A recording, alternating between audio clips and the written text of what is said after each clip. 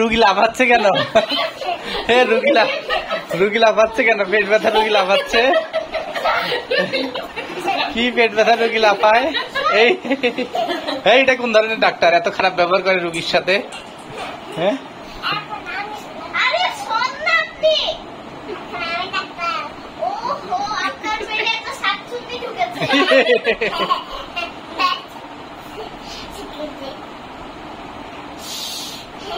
এখন বের করবো,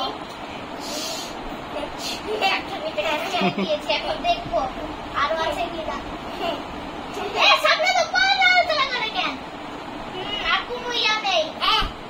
এখন দেখি এটা দিয়ে এই সব নড়াচড়া করে দেখি। দেন এখন 1000 টাকা দেন।